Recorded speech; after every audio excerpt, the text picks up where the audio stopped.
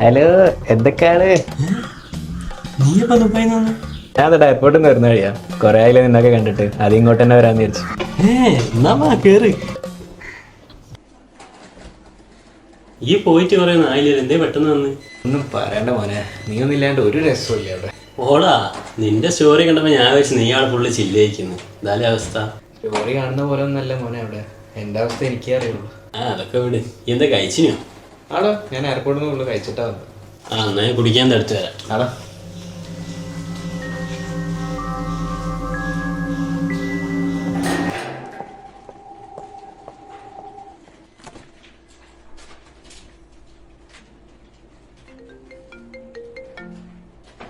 ആടാ പറയും.